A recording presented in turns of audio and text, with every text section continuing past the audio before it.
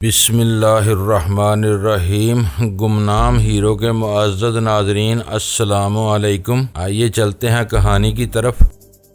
کرولا میں سوار مسلم ٹاؤن کی جانب اڑے جا رہے تھے۔ اس مرتبہ ڈرائیونگ سیٹ پر صدف موجود تھی۔ گزشتہ رات کے آخری حصے میں یہی گاڑی میں چلا رہا تھا۔ اس وقت فرید پاشا کا اسسٹنٹ تحسین نسان پٹرول میں ہماری رہنمائی کر رہا تھا۔ منشا کی سفید کوٹھی تک جانے والا راستہ مجھے ازبر تھا۔ گزشتہ رات اس طرف آتے ہوئے ایک لمحے کے لیے بھی مجھے خیال نہیں آیا کہ میری ساحل کو آج اسی کوٹھی میں پہنچایا جائے گا۔ ظاہر اس بات کے امکانات نہیں تھے، اس لیے میں یہ تصور بھی نہیں کر سکتا تھا۔ تقدیر اور تدبیر کی جنگ ازل سے جاری ہے اور ابد تک جاری رہے گی۔ اکثر تقدیر کی جیت ہوتی ہے، لیکن بعد تدبیر انسان ہمت نہیں ہارتا اور اپنی پلاننگ سے تقدیر کو بدلنے یا چت کرنے کی کوشش بھی جتا رہتا ہے۔ فیض احمد، قادر بخش، ریاض علی، جمشید، عمران اور جلال کے کرتوتوں سے میں نے جو یہ اندازہ تو لگا لیا تھا کہ منشا ہاتھ دھو کر میرے پیچھے پڑا ہوا ہے، کیوں یہ واضح نہیں ہو سکا تھا۔ لالا بشیر MP کے ثبوت، سکندر کے ڈانڈے بھی منشا سے ملتے نظر آ رہے تھے، اور یہ سب بدماش گنڈے کسی نہ کسی طور چودھری دلدار سے وابستہ تھے، جو ڈیفنس سوسائٹی کی ایک عالیشان کوٹھی میں مقیم تھا۔ میں نے ان حالات میں ایک لمحے کے لیے بھی تصور نہیں کیا تھا کہ ساحل کو منشا کے پاس پہنچا دیا جائے گا، وہ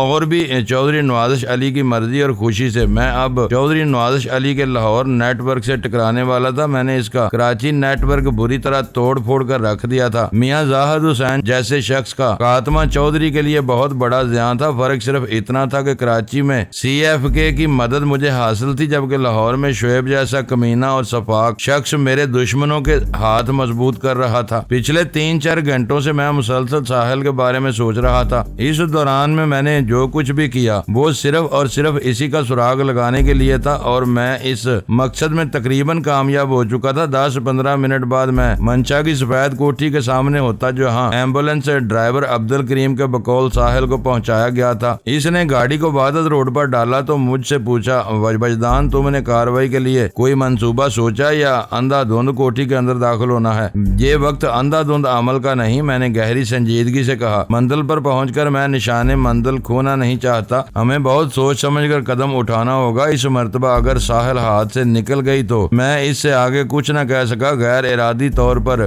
ذہن نے میرا ساتھ دینے سے انکار کر دیا۔ پتہ نہیں کیا بات تھی کہ ساحل کے حوالے سے میرا ذہن خدشات کی اماج کا بنا ہوا تھا، اور خاص طور پر یہ اندیشہ تو بار بار سر اٹھا رہا تھا کہ اگر اس بار میں نے ساحل کا سراغ کھو دیا تو پھر اسے دیکھنے کو میری آنکھیں ترس جائیں گی یا برس جائیں گی۔ میں اس وہم کی توجیہ کرنے سے قاصر ہوں۔ صدف نے میرے ادھورے جملے پر چونک کر کہا، تو کیا تو بڑی مشکل ہو جائے گی۔ میں نے اسے ٹالنے کے لیے کہہ دیا۔ وہ میری دلی کیفیت اور ذہنی حالت کو بہت اچھی طرح سمجھ رہی تھی، لہٰذا اس حوالے سے اس نے زیادہ کرید نہ کی اور تسلی امید لہجے میں بولی، کچھ نہیں ہوگا وجدان، تم خواہ وہم میں نہ پڑو۔ کیا کروں، پچھلے چند گھنٹوں سے میں کچھ وہمی سا ہو گیا ہوں۔ میرے لہجے کی سنجیدگی برقرار تھی۔ وہ بولی، یہ موجودہ حالات کے اثرات ہیں، تمہارے اعصاب بری طرح متاثر ہوئے ہیں، تم فکر نہ کرو، انشاءاللہ سب ٹھیک ہو جائے گا، اللہ کرے سب ٹھیک ہو جائے، میں نے سپاٹ آواز میں کہا، اور صدف نے آپ پرا مارکیٹ کے نزدیک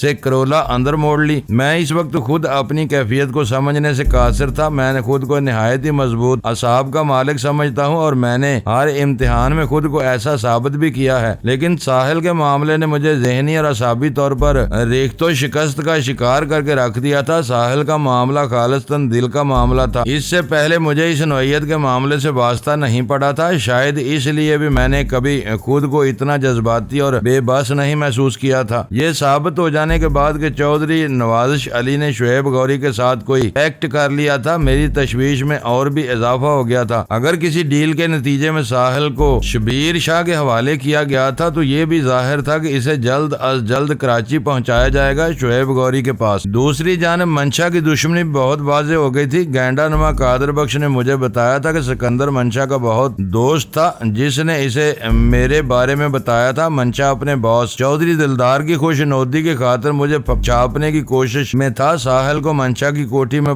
پہنچائے جانے کے بعد یہ بھی ثابت ہو گیا کہ منشا اور چودھری دلدار چودھری نوازش ہی کے بندے تھے۔ میں یہ سب سوچ رہا تھا کہ صدف نے کرولا کو اس گلی میں داخل کیا جس میں 50 گز آگے منشا کا ٹھکانہ تھا۔ گزشتہ رات میں نے سفید کوٹھی کو بغور دیکھا تھا۔ میں نے صدف سے کہا تم منشا کی کوٹھی کے سامنے رکنے کی کوشش نہ کرنا بلکہ گاڑی کو آگے نکال لے جاؤ۔ اس نے میری بات پر عمل کیا۔ جب کرولا گلی کے نکڑ پر پہنچی تو میں نے صدف سے کہا کہ وہ گاڑی کو بغلی گلی میں داخل کر کے روک دے۔ اس نے ایک مرتبہ پھر میری ہدایت پر عمل کیا اور گاڑی کو میرے مطلوبہ مقام پر روک دیا۔ یہ جگہ منشا کی کوٹھی سے نظر نہیں آتی تھی، تاہم وہاں خاصی خاموشی اور سناٹا تھا۔ یہ مقام کوٹھی کی عقبی گلی سے ملحق تھا، جہاں ہماری گاڑی کسی دشمن کی نظر میں آئے بغیر محفوظ رہ سکتی تھی۔ میں نے گاڑی سے باہر آنے سے پہلے صدف سے کہا ہم دونوں سے کوٹھی میں داخل ہونے کی کوشش کریں گے۔ دونوں کا طریقہ کار مختلف ہوگا لیکن مقصد ایک ہی ہوگا۔ وہ پوری توجہ اور سوالیہ نگاہ سے مجھے تکتی رہی۔ میں نے مزید اپنا بیگ ساتھ لے کر جائیں گے۔ تم خود کو گھریلو استعمال کی اشیاء کی سیلز گرل ظاہر کرو گی اور چوکیدار کو باتوں میں لا کر کوٹھی کے گیٹ سے اندر داخل ہونے کی کوشش کرو گی۔ جب چوکیدار تمہاری لچھے دار باتوں سے الجھا ہوا ہوگا میں کوٹھی کی عقبی دیوار پھاند کر اندر داخل ہو جاؤں گا۔ کیا تم ایسا کر لو گی؟ میرا آخری جملہ کسی چیلنج سے کم نہیں تھا۔ وہ ٹھوس لہجے میں بولی یقیناً کر لوں گی، تم میری طرف سے بے فکر ہو جاؤ، لیکن کیا ضروری ہے کہ میں سیلز گرل کا رول ہی ادا کروں؟ میں ایک ڈاکٹر کی حیثیت سے بھی تو یہ کام نکال سکتی ہوں، ایک ایسی ڈاکٹر جو کسی خطرناک مرض سے آگاہی اور اس کے علاج کے سلسلے میں لوگوں کو مفید معلومات فراہم کر رہی ہو۔ میڈیکل میرا شعبہ ہے، اس حوالے سے میں زیادہ اچھی اداکاری کر سکوں گی۔ کیا خیال ہے؟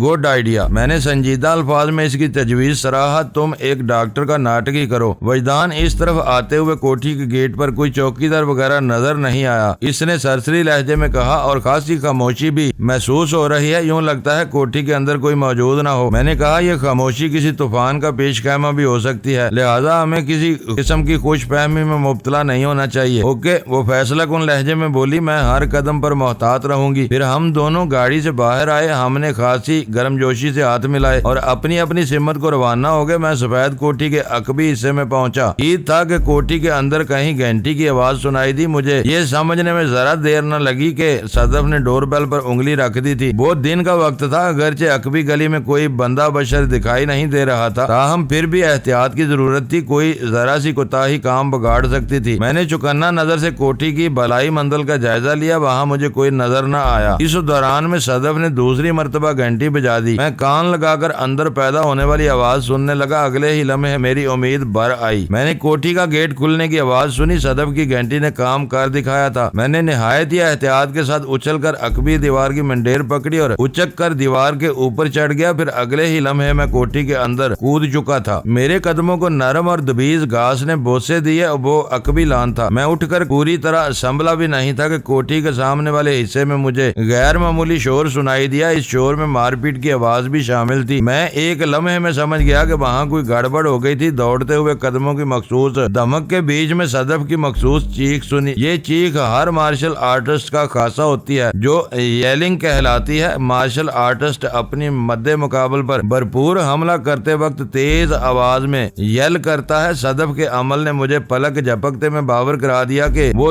تمراک سے میدان عمل میں کود پڑی تھی۔ انتظار کے لمحات گزر چکے تھے۔ میں نے ایک پل ضائع کیے بغیر صدف کی سمت دوڑ لگا دی۔ کوٹھی کے سامنے والے حصے میں پہنچتے ہی میری نگاہ نے ایک دلچسپ منظر دیکھا۔ صدف دو ہٹے کٹے اور دراز قامت افراد سے نبرد آزما تھی۔ اس کے ہاتھ پاؤں کسی مشین کے مانند حرکت کر رہے تھے۔ میں لپک کر اس کی مدد کو آیا اور ایک شخص کے کالر میں ہاتھ ڈال کر اسے اپنی جانب کھینچ لیا۔ پھر میری جانب ہوا۔ میں نے اسے پہچان لیا۔ وہ منشا کا دوست اور MP لالا بشیر کا بگڑا ہوا بیٹا سکندر تھا۔ میں نے اس کے چہرے پر ایک دھانسو قسم کا پنچ مارا۔ اس نے سر کو پیچھے جھٹکا تو میں نے اس کے فراق سینے پر ایک زوردار فرنٹ کک جڑ دی۔ وہ الٹ کر عقب میں گرا۔ اسی وقت صدف نے اپنے مد مقابل کو ایک سائیڈ کک مار کر دور اچھال دیا۔ پھر میری طرف دیکھ کر تیز لہجے میں بولی میں ان دونوں سے بخوبی نمٹ لوں گی، تم یہاں کی فکر نہ کرو اور کوٹھی کے اندر پہنچو۔ وہ اس وقت ایک بفری ہوئی شیرنی نظر آ رہی تھی۔ صدف نے جس شخص کو دور پھینکا تھا وہ کوٹھی کا چوکیدار تھا۔ گویا وہاں کی صورتحال پوری طرح صدف کے کنٹرول میں تھی۔ میں مطمئن ہو کر اندر کی جانب بڑھا۔ اسی لمحے سکندر ایک مستعد ٹائیگر جمپ لگا کر اپنے قدموں پر کھڑا ہو گیا۔ میں نے اس پر حقارت کی نگاہ ڈالی اور اپنی راہ ہو لیا۔ سکندر اس سے پہلے 2 مرتبہ میرے راستے میں آیا تھا اور دونوں ہی مرتبہ اس نے بڑی ذلت اٹھائی تھی۔ مال روڈ والے ریسٹورنٹ میں تو صدف نے اس کی عظیم الشان گات بنائی تھی اور فرید پاشا ہے کہ گھر میں اس نے ناکوں چنے چبوا ڈالے تھے، حالانکہ اس وقت سکندر نے جو لباس پہن رکھا تھا اس میں اس کی ناک کو تلاش کرنا خاصا مشکل تھا۔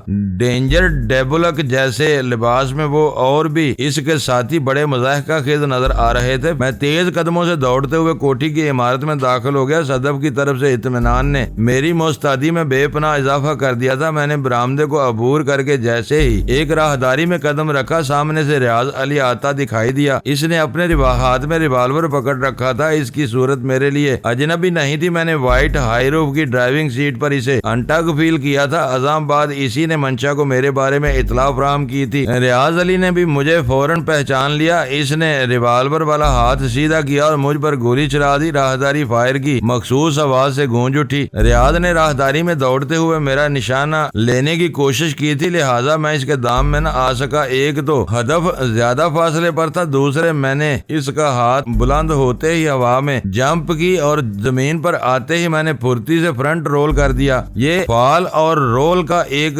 سرعتی کمبینیشن تھا، چنانچہ میں گولی لگنے سے محفوظ رہا۔ اب میں ریاض کے بہت قریب آ گیا تھا۔ اسی دوران میں اس نے دوبارہ مجھ پر فائر کرنا چاہا، لیکن اب میں اسے کوئی موقع نہیں دے سکتا تھا۔ میں نے اس کا ہاتھ سیدھا ہونے سے پہلے ہی زمین سے کھڑے ہو کر ایک چکردار بیک کک چلائی۔ میری ایڑی اس کے ریوالور والے ہاتھ پر پڑی، وہ لڑکھڑا کر ایک قدم پیچھے ہٹا۔ میں نے آگے بڑھ کر اسے ایک نپی تلی راؤنڈ ہاؤس کک مار دی۔ وہ تکلیف کی شدت سے چلا اٹھا۔ ایسا موقع نہیں تھا کہ میں اس کے ساتھ اٹکیلیاں کرتا۔ مجھے نہیں معلوم تھا اس کوٹھی میں اور کتنے دشمنوں سے واسطہ پڑے گا۔ ایک لمحہ ضائع کیے بغیر میں ساحل تک پہنچنا چاہتا تھا۔ میں نے ریاض کو سنبھلنے کا موقع نہ دیا اور وہ جیسے ہی سیدھا ہوا میں نے اسے ٹھوکروں پر رکھ لیا۔ میں نے اس کے بلند ہوتے ہوئے ریوالور والے بازو کی بغل میں ایک کک رسید کی۔ ریوالور اس کی گرفت سے نکل کر راہداری کے آخری سرے پر پہنچ گیا۔ نہتا ہوتے ہی اس نے کوٹھی کے اندرونی حصے کی جانب دوڑ لگا دی۔ میں اس کے پیچھے لپکا اور ایک کمرے میں داخل ہونے سے پہلے ہی اسے جا لیا۔ وہ میری دسترس میں آیا تو میں نے تابڑ توڑ گھونسے برسا کر اس کا چہرہ لہو لہان کر دیا۔ وہ لڑائی بڑائی کا زیادہ ماہر نظر نہیں آتا تھا۔ میں نے جان چھڑانے کے لیے اس کے کن پٹی پر ڈبل چوب رسید کیا۔ یہ ایک ایسی ضرب تھی جس کے نتیجے میں گھنٹہ دو گھنٹہ کے لیے وہ دنیا مافیا سے کٹ جاتا۔ میرے عمل کے اگلے ہی لمحے وہ کسی کٹے ہوئے شتیر کی مانند میرے بازو میں جھول گیا۔ میں نے اسے راہداری کے پختہ فرش پر پھینکا اور ریوالور کو اپنے قبضے میں کر لیا۔ اس کے بعد میں نے کوٹھی کے اندرونی حصے کا رخ کیا۔ یکے بعد دیگرے میں نے کئی کمرے دیکھ ڈالے، لیکن مجھے اپنے مقصد میں کامیابی حاصل نہ ہو سکی۔ میں بے تابی سے دوڑتے ہوئے بالائی منزل پر پہنچ گیا۔ میں نے زینے کے اختتام پر پہنچ کر ایک کمرے میں قدم رکھا ہی تھا کہ ایک باتھ روم کا دروازہ کھلا اور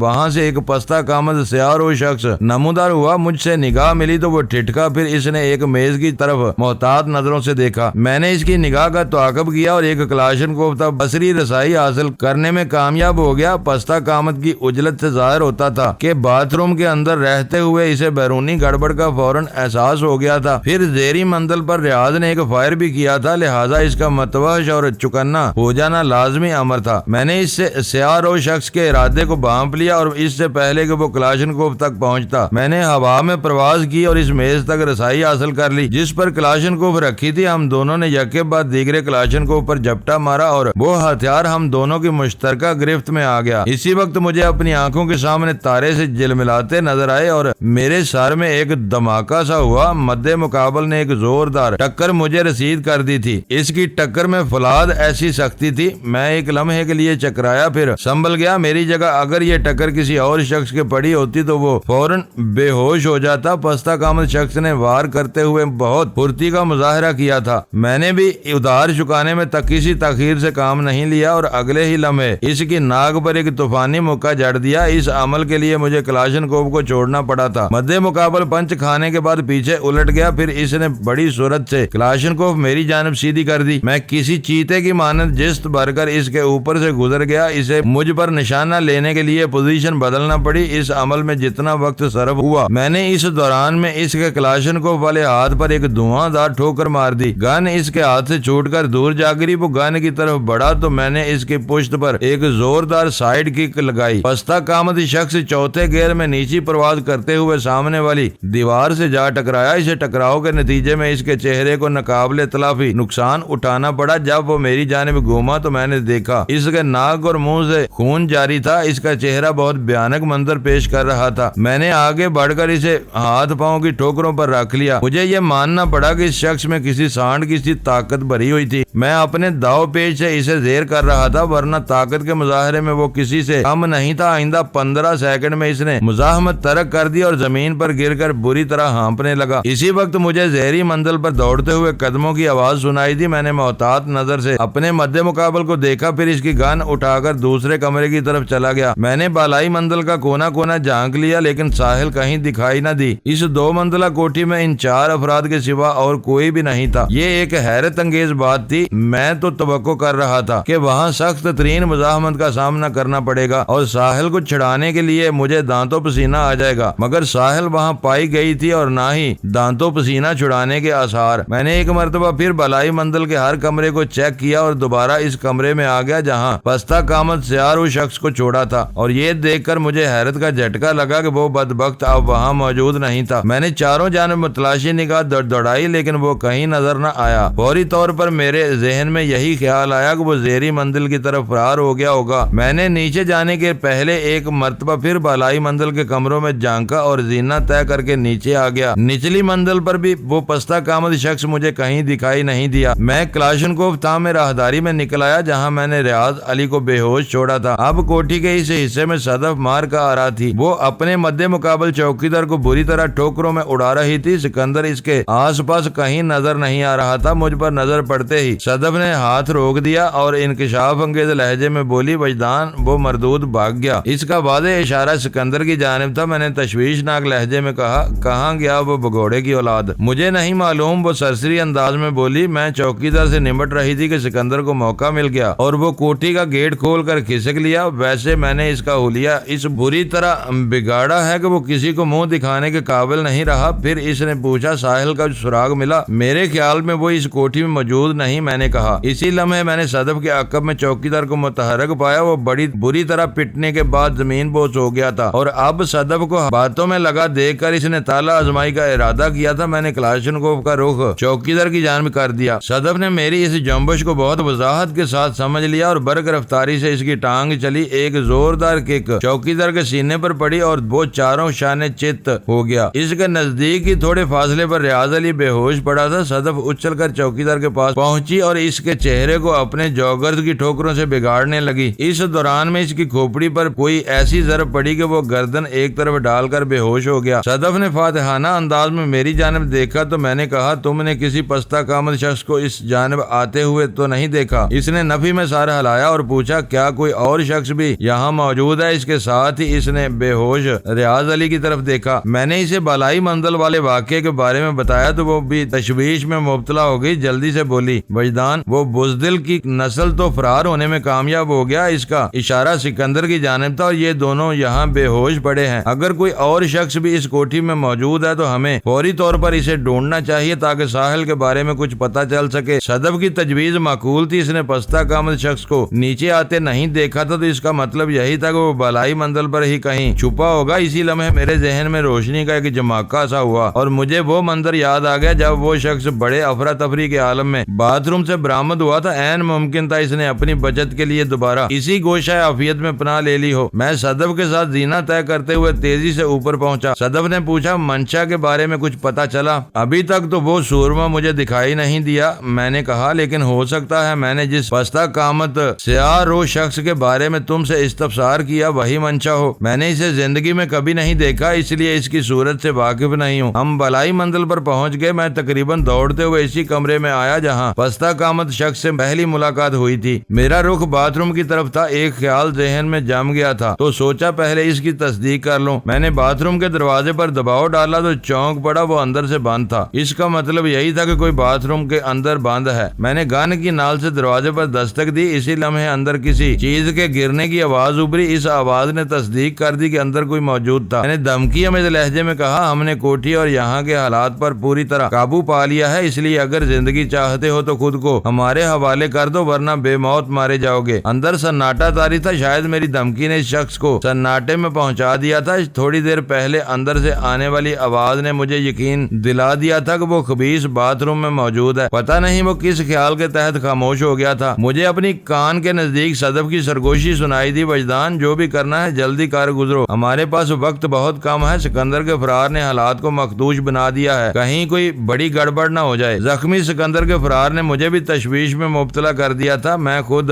جلد از جلد وہاں سے نکلنا چاہتا تھا۔ میں نے دوبارہ باتھ روم کے دروازے پر زوردار دستک دی اور تحکمانہ انداز میں کہا، میں تمہیں صرف 10 سیکنڈ کی مہلت دیتا ہوں اور یہ مہلت میری بات ختم ہوتے ہی شروع ہو جائے گی۔ اگر زندگی کے مزید انجوائے کرنا چاہتے ہو تو فوراً دروازہ کھول کر باہر نکلاؤ۔ وقت گزرنے کے بعد میں دروازے پر اندھا دھند فائرنگ کر دوں گا۔ اس کے بعد جو بھی ہوگا تم اس کا تصور کر سکتے ہو۔ پہلے یہ دروازہ چھلنی ہوگا اور پھر تمہارا جسم۔ 10 سیکنڈ کو شمار کرنا شروع کر دو۔ میں نے خاموش ہو کر صدف کو دیکھا۔ وہ الجھن زدہ نظر سے باتھ روم کے دروازے کو تاک رہی تھی۔ میں باتھ روم کے دروازے پر گولیاں برسانے کا ہرگز کوئی ارادہ نہیں رکھتا تھا۔ دروازے کو زبردستی توڑنا میرے بائیں ہاتھ کا کھیل تھا۔ چی کی بھرپور قوت کے ساتھ میرے کندھے کی ایک ضرب دروازے کو چوکھٹ سے اکھاڑ دیتی۔ خواہ مخواہ فائرنگ کر کے لوگوں کو اس جانب متوجہ کرنا حماقت میں شمار ہو۔ ریاض کی چلائی ہوئی ایک گولی ہی کافی تھی۔ اس بات کا خدشہ پیدا ہو چکا تھا کوئی کسی بھی وقت حالات کو بو سونگتا اس طرف آ نکلے گا۔ باتھ روم کے اندر موجود شخص نے اس نازک موقع پر عقل مندی کا ثبوت دیا۔ زندگی سب کو پیاری ہوتی ہے اور جرائم پیشہ شخص کو تو کچھ زیادہ ہی پیاری ہوتی ہے۔ گناہ کی لذت بڑا انوکھا تجربہ ہے۔ اس انسان کی نیت کبھی نہیں بھرتی۔ وہ اس تجربے سے بار بار گزرنے کے لیے طویل عرصے تک جینا چاہتا ہے۔ میری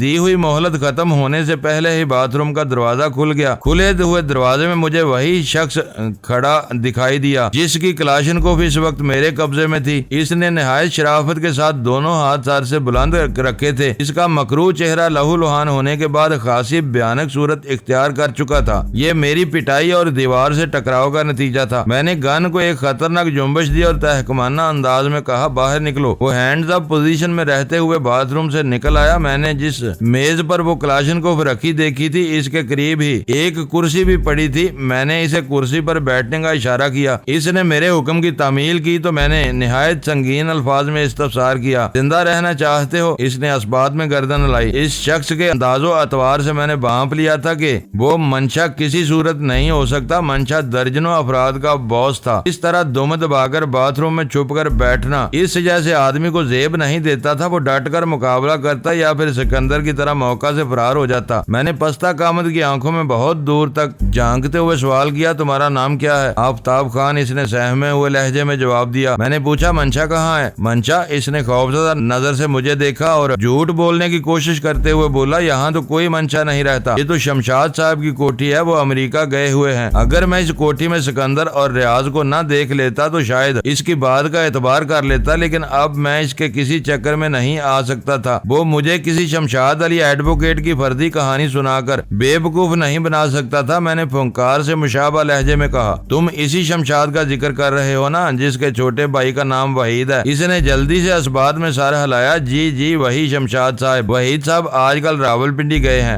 ایمبولینس کے ڈرائیور عبد الکریم نے مجھے بتایا تھا اس نے کسی وحید کے ایما پر ساحل کو رکھا والی سے لاہور پہنچایا تھا، اور اب آفتاب نامی یہ پستہ کامت شخص مجھے کوئی اور ہی کہانی سنا رہا تھا، گویا وہ مجھے مس گائیڈ کرنے کی کوشش کر رہا تھا۔ میں نے اچانک اس کے سینے پر ایک زوردار فرنٹ کک جڑ دی۔ میری یہ حرکت اس کے لیے غیر متوقع تھی۔ وہ کرسی سمیت پیچھے الٹ گیا۔ میں اچھل کر اس کے سر پر پہنچا اور گن کی نال کا رخ اس کی پیشانی کی جانب کرتے ہوئے شفاق لہجے میں کہا، تم اپنی باتوں سے یہ ثابت کرنے کی کوشش کر رہے ہو کہ تمہیں اپنی زندگی عزیز نہیں؟ وہ میری آواز میں موجود سنگینی کو محسوس کر کے خوفزدہ ہو گیا۔ میں نے ایک مرتبہ پھر سخت لہجے میں پوچھا، بتاؤ منشا کہاں گیا ہے اور وہ لڑکی کہاں ہے جسے آج دوپہر یہاں پہنچایا گیا تھا؟ اس کے خوف میں بے پناہ اضافہ ہو گیا۔ اس نے میری باتوں سے اندازہ لگا لیا کہ میں نے اس پر کچا ہاتھ نہیں ڈالا اور یہ کہ میں اس سے جو کچھ پوچھ رہا ہوں پوچھ کر ہی جان چھوڑوں گا۔ میں نے اس کی دہشت کو بڑھانے کے لیے مزید کہا، آج دوپہر لگ بھگ 1 بجے میری ایک ساتھی کو سفید ایمبولینس میں یہاں لایا گیا ہے۔ اس لڑکی کا نام ساحل ہے جو رکھاں والی کے چودھری نوازش علی کی تحویل میں تھی۔ اسی ایمبولینس میں ڈرائیور کے علاوہ 2 افراد اور بھی موجود تھے جن کا تعلق کراچی سے تھا۔ ان میں سے ایک داڑھی والا ایک شخص کا نام کبیر شاہ ہے۔ عظیم علاوہ رکھاں والی سے چودھری نوازش علی کا بیٹا فیصل بھی ان کے ساتھ آیا ہے۔ میں نے جس سفید ایمبولینس کا ذکر کیا اس کا ڈرائیور عبد الکریم میری قید میں ہے۔ میں اسی کی نشاندہی پر یہاں آیا ہوں۔ میں نے محسوس کیا آفتاب خان کی ہمت جواب دے گئی۔ وہ یک لخت برسوں کا بیمار نظر آنے لگا۔ میں نے دھمکی امیز انداز میں کہا، اگر تم نے اب بھی زبان نہ کھولی تو کسی پچھتاوے کو محسوس کرنے کے لیے زندہ نہیں رہو گے۔ میں تمہاری کھوپڑی میں اتنی گولیاں اتاروں گا کہ بھیجے کو اٹھانا ممکن نہیں رہے گا، بولو کیا کہتے ہو؟ میں نے گن کی نال کو اس کی پیشانی کے وسط میں ٹکا دیا۔ مجھے منشا، ساحل، فیصل اور کبیر شاہ وغیرہ کے بارے میں بتاتے ہو یا میں اپنی دھمکی پر عمل کر ڈالوں؟ میرے الفاظ میں پوشیدہ وحشت اور صفاقی نے اس کے اعصاب کا کچومر نکال دیا۔ وہ کپ کپاتی ہوئی آواز میں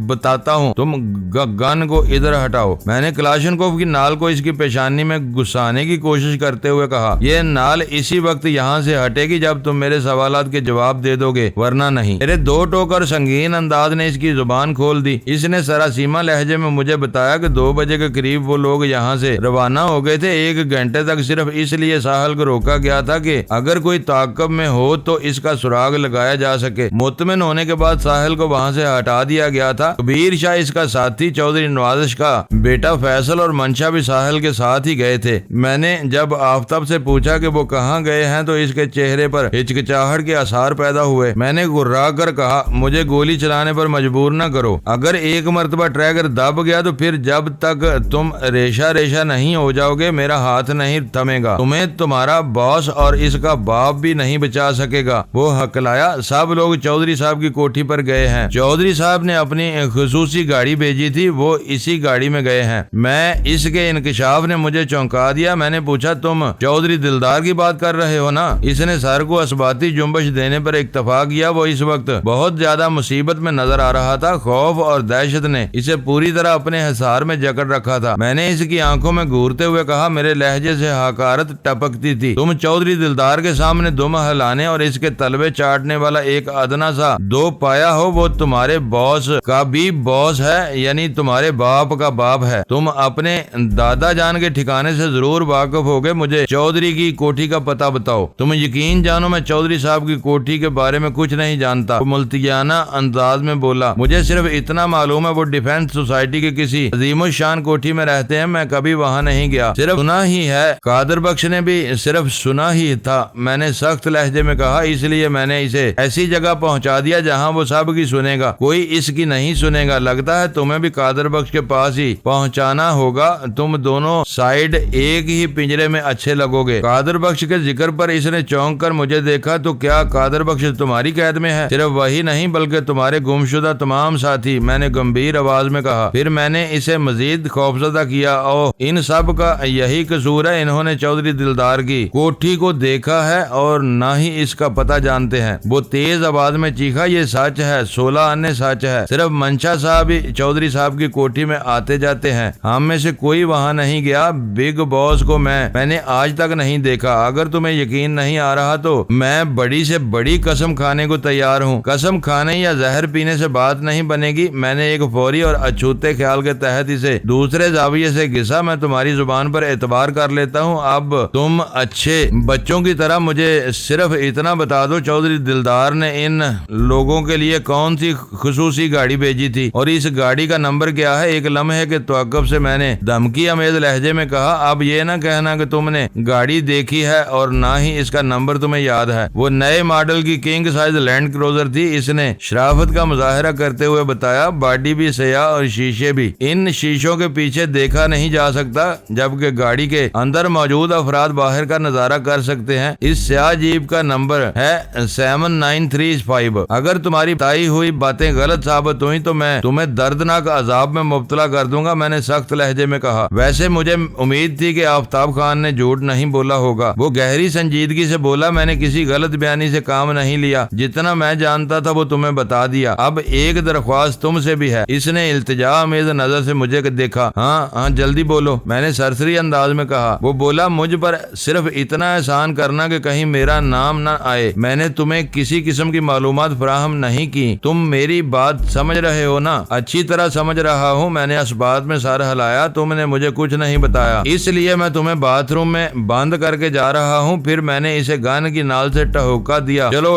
اٹھو، تمہیں باتھ روم پکار رہا ہے۔ پہلے تم اپنی مرضی سے اس میں رپوش ہوئے تھے، اب میرے حکم پر وہاں بند ہو گئے، اور اس بار دروازہ اندر سے نہیں بلکہ باہر سے بلٹ کیا جائے گا۔ ویسے تم اپنا شوق پورا کرنے کے لیے اندر سے بھی کنڈی لگا سکتے ہو۔ وہ کسی زر خرید غلام کی طرح گن کے اشارے پر اٹھا اور باتھ روم میں گھس گیا۔ میں نے باتھ روم کے دروازے کو اچھی طرح باہر سے بند کر دیا۔ اب وہ اپنی خواہش پر باتھ روم سے باہر نہیں آ سکتا تھا۔ باہر سے کھولنے کے لیے اس کوٹھی میں کوئی بندہ بشر موجود نہیں تھا، اس کوٹھی میں ایک پل مزید رکنا وقت ضائع کرنے کے مترادف تھا، لہٰذا ہم دونوں وہاں سے نکل آئے۔ آفتاب کی کلاشنکوف کو میں نے کوٹھی کی بلائی منزل پر ہی پھینک دیا تھا، البتہ ریاض علی کا ریوالور اپنے ساتھ لے آیا۔ یہ چھوٹا سا ہتھیار لباس کے اندر بآسانی چھپایا جا سکتا تھا اور کسی نازک موقع پر کام میں لایا جا سکتا تھا۔ سکندر کے بزدلانہ فرار نے حالات کو سنگینی کو اور بڑھا دیا تھا۔ وہ مجھے اور صدف کو اچھی طرح پہچانتا تھا اور یہ بات بھی اسے معلوم ہو چکی تھی کہ چودھری دلدار میرے طلبگار ہے۔ سکندر کی منشا کی کوٹھی پر موجودگی سے ظاہر ہوتا تھا کہ وہ ساحل والے معاملے سے باخبر ہو چکا ہے، لہٰذا کہا جا سکتا تھا کہ وہ یہاں سے فرار ہونے کے بعد سیدھا ڈیفنس سوسائٹی پہنچا ہوگا تاکہ چودھری دلدار اور منشا کو ان تازہ ترین حالات سے باخبر کر سکے۔ ایک موہوم سا امکان یہ بھی تھا کہ دیگر افراد کی طرح سکندر بھی چودھری دلدار کی کوٹھی سے واقف نہ ہو، لیکن اس صورت میں وہ کسی بھی طرح منشا تک ہماری اطلاع ضرور پہنچاتا۔ حالات نے اچانک ایسا پلٹا کھایا تھا کہ میں ساحل کے قریب ہوتے ہوئے بھی اس تک نہیں پہنچ پا رہا تھا۔ میرا ذہن اس وقت بہت تیزی سے چودھری دلدار تک پہنچنے کی پلاننگ کر رہا تھا اور اس سلسلے میں ایک نہایت ہی اہم کلیو حاصل کر چکا تھا۔ میں نے آفتاب خان سے چودھری دلدار کی بھیجی ہوئی گاڑی اور اس کے نمبر کے بارے میں خواہ مخواہ نہیں پوچھا تھا، بلکہ اس کے ذریعے میں چودھری دلدار کا سراغ لگا سکتا تھا۔ مجھے اچھی طرح یاد تھا جب میں لاہور آنے کے بعد صدف سے الگ ہوا تھا تو اس ضدی لڑکی نے کس طرح میرا سراغ لگایا تھا، میں بھی اسی کی ترکیب آزمانا چاہتا تھا، اور اس سلسلے میں صدف کے ماموں اورنگزیب خان کا نام میرے ذہن میں جل بجھ رہا تھا۔ وہی اورنگزیب جو ڈی ایس پی ٹریفک تھا۔ منشا کی کوٹھی سے واپسی کے وقت بھی صدف ہی گاڑی کو ڈرائیو کر رہی تھی۔ وہ نیو کیمپس کے علاقے سے بخوبی آگاہ تھی۔ اس کی کزن نادیہ کا یہاں آنا جانا لگا رہتا تھا کیونکہ وہ پنجاب یونیورسٹی نیو کیمپس سے انگلش میں ماسٹرز کر رہی تھی۔ نیو کیمپس اور مسلم ٹاؤن کے درمیان نیو مسلم ٹاؤن کا علاقہ تھا اور پتہ نہیں کیوں صدف وحدت روڈ کی طرف جانے کی بجائے اس طرف نکل آئی تھی۔ اس نے ڈرائیونگ کے دوران مجھ سے پوچھا، وجدان اب کیا ارادہ ہے؟ اس کے لہجے میں حد درجہ سنجیدگی تھی۔ آئندہ کے لیے تم نے کیا سوچا ہے؟ میں نے صاف گوئی سے کام لیتے ہوئے کہا، میں تمہارے ڈی ایس پی ماموں سے مدد لینا چاہتا ہوں۔ وہ سیاہ لینڈ کروزر کے نمبر سے پتہ چلا سکتے ہیں کہ اس جیپ کا مالک ڈیفنس سوسائٹی میں کہاں رہتا ہے۔ تم نے بھی انہی کے تعاون سے میرے ہوٹل تک رسائی حاصل کی تھی۔ اچھا آئیڈیا ہے، اس نے سراہا، لیکن اس کے لیے ہمیں ان کے پاس جانا ہوگا اور وہ پوچھیں گے کہ ہم سید پور چلے گئے تھے، پھر سیاہ لینڈ کروزر درمیان میں کہاں سے آ گئی۔ اس پولیس والے سے سوال و جواب کا سلسلہ شروع ہو جاتا تو بہت سا وقت ضائع ہوتا اور اسے مطمئن بھی کرنا مشکل ہو جاتا۔ میں نے کہا، اس سلسلے میں نادیہ کو بیچ میں ڈالا جا سکتا ہے۔ تم اسے اعتماد میں لے کر بتا سکتی ہو کہ ہم ناگزیر وجوہ کی بنا پر سید پور نہیں جا سکے اور یہ کہ سیاہ لینڈ کروزر کا سراغ لگانا بہت اہم ہے۔ ممکن ہے وہ اپنے ڈیڈی سے کوئی چکر چلا کر ہماری مطلوبہ معلومات فراہم کر دے۔ ٹھیک ہے، میں نادیہ سے رابطہ کرتی ہوں، وہ مضبوط لہجے میں بولی۔ یہیں کیمپس ہی سے میں اسے فون کرتی ہوں۔ میں نے کہا، تم فون کرنے کی بجائے اگر براہ راست اس سے جا کر مل لیتی تو زیادہ اچھا تھا، تاکہ ہمارے سید پور نہ جانے کی خبر عام ہو جائے اور ماموں مجھے گھر میں بٹھا دیں۔ وہ روانی میں بولتی چلی گئی، وجدان، میں ان حالات میں تمہیں ایک لمحے کے لیے بھی اکیلا نہیں چھوڑوں گی۔ یہ بات تم اپنے ذہن میں بٹھا لو۔ نادیہ سے میں کس طرح کام نکلواتی ہوں یہ تم مجھ پر چھوڑ دو۔ میں نے ایک گہری سانس لی، اور اگرچہ میرے ذہن میں ایسی کوئی بات نہیں تھی کہ صدف گھر جا بیٹھے، لیکن وہ عجیب لڑکی اس حوالے سے خاصی بدکی ہوئی نظر آتی تھی۔ اس کے ذہن سے یہ بات خارج نہیں ہوئی تھی کہ میں اسے ہیلے بہانے سے خود سے دور رکھنا چاہتا ہوں۔ میں نے اس کی طرف دیکھتے ہوئے کہا، تمہیں جو کچھ بھی کرنا ہے جلدی کرو، وقت بہت کم ہے، شام کے 5 بجنے والے ہیں، تھوڑی دیر بعد شام اور پھر رات ہو جائے گی۔ یہ رات مجھ پر بہت ستم ڈھائے گی صدف۔ آخری جملہ میں نے اتنی شدت سے ادا کیا کہ مجھے اپنی آواز اور لہجے پر خود حیرت ہوئی۔ اس وقت میری دلی کیفیت عجیب ہو رہی تھی۔ صدف میرے حالات سے بے خبر نہیں تھی۔ اس نے ایک بوتھ سے نادیہ کو فون کیا۔ میں اس دوران میں گاڑی کے اندر ہی بیٹھا رہا۔ 3 منٹ بعد وہ واپس آ گئی، پھر گاڑی میں بیٹھنے کے بعد بولی، نادیہ سے میری بات ہو گئی ہے، اس نے آدھے گھنٹے بعد فون کرنے کو کہا ہے۔ میں نے پوچھا، اس نے کام ہونے کی امید دلائی ہے؟ بالکل دلائی ہے، وہ قطعیت سے بولی۔ میں نے پوچھا، وہ اپنے ڈیڈی کو کیا کہانی سنائے گی؟ وہ ماموں کی جان کو ٹچ نہیں کرے گی۔ یہ اچھی بات ہے، میں نے مطمئن انداز میں کہا۔ وہ بولی، لیکن نادیہ نے مجھ سے ایک وعدہ لیا ہے کہ میں نے چونک کر اسے دیکھا۔ اس نے مزید بتایا، اس کا کہنا ہے کہ میں گاہے بے گاہے رابطہ کر کے اسے اپنے حالات سے باخبر رکھوں، چاہے دن میں صرف ایک بار ہی رابطہ کروں۔ تو کیا تم نے اسے ان حالات کے بارے میں بتا دیا ہے؟ میں نے سوالیہ نظر سے اسے دیکھا۔ اس نے کہا، میں نے واضح طور پر اس سے کوئی بات نہیں کی، ساحل کا کہیں ذکر نہیں کیا، بس اتنا کہا ہے وہ وجدان کے ایک خاص مشن انفارمیشن میں اس کے ساتھ ہوں. یہ اتنا اہم معاملہ ہے کہ ہمیں سید پور کا پروگرام کینسل کرنا پڑا. تمہارا دماغ خوب چلتا ہے. جبکہ میں نے دانستہ جملہ ادھورا چھوڑ دیا. وہ جلدی سے بولی جبکہ کیا مطلب؟ جبکہ میں تو یہی سمجھتا تھا کہ تمہاری صرف زبان چلتی ہے. میں نے ونڈ اسکرین کے پار دیکھتے ہوئے کہا. یا پھر تمہارے ہاتھ پاؤں چلتے ہوئے دیکھے ہیں میں نے. وہ معنی خیز لہجے میں بولی یہ تمہارے لیے اچھا ہے. کیا اچھا ہے؟ میں بدستور ونڈ اسکرین کے پار دیکھ رہا تھا. وہ میرے سوال کا جواب دینے کی بجائے بولی میں یہ بات ایک ڈاکٹر کی حیثیت سے کہہ رہی ہوں. تم اسے ایک طبی مشورہ بھی سمجھ سکتے ہو. یہ کسی ٹانک سے کم نہیں. صدف کی ان بے ربط اور بے محل باتوں نے مجھے اس کی طرف دیکھنے پر مجبور کر دیا. وہ ڈرائیونگ کرتے ہوئے زیر لب مسکرا رہی تھی. اس کا یہ انداز میری سمجھ میں نہیں آ رہا. ہم ہنسنے مسکرانے یا کہہ لگانے والے حالات سے نہیں گزر رہے تھے. پتہ نہیں کیوں اس تفریح کی سوچ رہی تھی. میں نے قدرے سخت لہجے میں استفسار کیا صدف یہ سب کیا ہے؟ تمہارے ایک بات بھی میرے پلے نہیں پڑی. وہ مجھے انتہائی سنجیدہ اور الجھا ہوا دیکھ کر ٹھہرے ہوئے لہجے میں بولی تم نے میرے دماغ زبان ہاتھ پاؤں کے چلنے کی جو بات کی تھی اس سے شگفتگی پھوٹتی ہے. جبکہ تم انتہائی ٹینس اور ناقابل یقین حالات سے گزر رہے ہو. یہ امید افزا ہے. دشوار ترین حالات میں بھی اگر انسان کی حصے مزاج زندہ رہے تو وہ تمام مشکلوں کو پاؤں کی ٹھوکروں میں اڑا سکتا ہے. میں نے اسی حوالے سے تمہاری بات کو سراہا تھا. ایک لمحے کے توقف سے اس نے بے نیازی کا انداز اختیار کرتے ہوئے کہا کیا کروں؟ ڈاکٹر ہوں نا. تم میری ڈاکٹری کو تسلیم کرو یا نہ کرو لیکن میں تمہیں طبی مشورے دینے سے باز نہیں آ سکتی. بات کے اختتام پر اس نے بے پرواہی سے کندھے اچکا دیے. میں اس منی پیک حسینہ کو حیرت بھری نظر سے تکنے لگا. اسے کتنا خیال تھا میرا. صدف میڈیکل کے فائنل ایئر میں تھی اور اب تب میں ڈاکٹر بننے ہی والی تھی. اگر وہ واقعی ڈاکٹر بن جاتی تو میرے نزدیک یہ کسی معجزے سے کام نہ ہوتا. میں نے پچھلے چند روز سے اس کی جو سرگرمیاں نوٹ کی تھی اور اس کے جن عزائم سے مجھے آگاہی ہوئی تھی وہ بہت ہی تشویشناک اور سنگین تھے. وہ اچھی طرح جانتی تھی کہ میں اسے دیکھ رہا ہوں لیکن وہ میری طرف سے انجان بنی گاڑی چلا رہی تھی. چند لمحوں کے لیے میں اس کے سراپا میں کھو کر رہ گیا. اس بے خودی کا سبب صدف کے وہ جذبات تھے جن کا اظہار اس نے تھوڑی دیر پہلے کیا تھا. کسی بھی مرد کے لیے یہ بات بڑی اہم اور قابل قدر ہوتی ہے کہ کسی صنف مخالف کو اس کا خیال ہے. صدف کی زندگی کے جو لمحات میرے ساتھ گزرے ان میں سے اس نے بارہا اس حقیقت کو ثابت کیا. میں اس مہربان دوست کے خلوص کو محسوس کر رہا تھا. اس کے جذبات قابل ستائش تھے لیکن خیال کی دنیا بڑی نرالی ہے. یہ جاننے کے باوجود بھی کہ میں کسی اور کا خیال ہوں وہ میرے خیال میں لگی ہوئی تھی. میں چند لمحات تک اس پاکٹ سائز